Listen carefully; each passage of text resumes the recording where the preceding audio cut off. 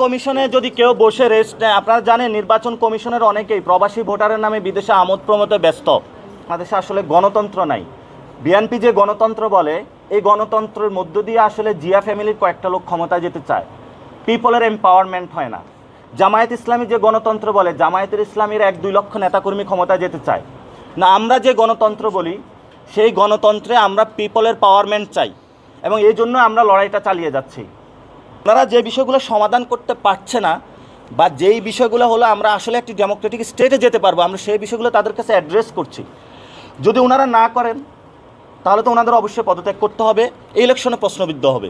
তো আপনারাও জানেন যে ইসির মধ্যে কে আসলে কোন দল। এটা যখন আমরা, যেমন আমি নাগরিক কমিটি যখন আহ্বায়ক ছিলাম, তখন আমাদের কাছেও একটা লিস্ট এসেছিল, সব দলগুলো নিজেদের মধ্যে ভাগ বটোয়ারা করে। ইলেকশন কমিশনের অফিসটা ফুল তো খালি ছিল, অন্য সময় তো ফুল খালি থাকে না, 1-2 জন চেঞ্জ হয় বসে, তো সবাই মিলে মিশে বসিয়েছিল। আমরা সেখানে অংশগ্রহণ করি নাই।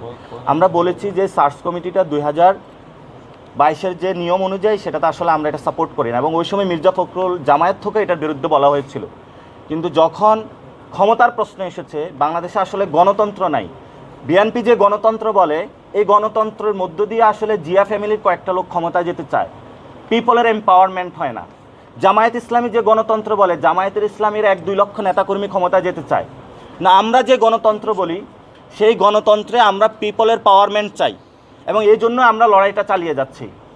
আমরা এখন পর্যন্ত তাদের যে চিঠি তারা দিয়েছিল, আমরা এটা উত্তর দিয়েছি। এখন তারা আগে যেটা বলেছিল যে শাপলা নাকি জাতীয় প্রতীক, এবং তারা বলেছিল যে লিগ্যাল বাইন্ডিং, যেগুলো তারা আমার দাসের মাধ্যমে প্রকাশ করেছিল ফুটনোট দিয়ে, এবং যেহেতু আপনারা জানেন সেখানে তাদের একটি ভালো সম্পর্ক রয়েছে, তো সেই ফুটনোটের জবাবগুলো আমরা তাদেরকে সরাসরি এসে দিয়েছি। সেই জায়গা থেকে তারা সরেছে এবং কনভিন্স হয়েছে। কিন্তু এখন তারা নতুন যুক্তি দাঁড় করিয়েছে যে এটা অ্যানলিস্টেড না। এখন তারা অ্যানলিস্টেড কেন নাই, অথবা অ্যানলিস্টে তারা কোন নীতিমেলা অনুযায়ী এতদিন অ্যানলিস্ট করেছে, সেই বিষয়ে আমরা ব্যাখ্যা চেয়েছি। সো আমরা এখনো আশা করি শাপলা পাবো, ইনশাল্লাহ আমরা শাপলা নিয়ে ইলেকশন করব। আপনি এতটুকু আশা করেন পদত্যাগের জন্য আন্দোলন করবেন?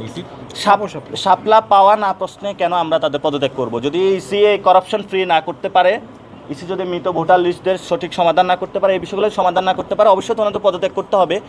তবে আমরা এখন আশা রাখি শাপলা পাবো, এবং শাপলা নিয়ে আমরা ইলেকশন করব। সুষ্ঠু এখন নির্বাচন কমিশনে যদি কেউ বসে রেস্ট নেয়, আপনারা জানেন নির্বাচন কমিশনের অনেকেই প্রবাসী ভোটারের নামে বিদেশে আমোদ প্রমোদে ব্যস্ত। তারা বিদেশে ঘুরে বেড়াচ্ছে, এবং আমাদের যারা ডায়াসপোরা রয়েছে তাদের থেকে আমরা খোঁজ নিয়েছি। সেখানে যায় মিটিং করে পায়ের উপর পা দুলিয়ে সেখানে তারা ঘুরে বেড়াচ্ছে।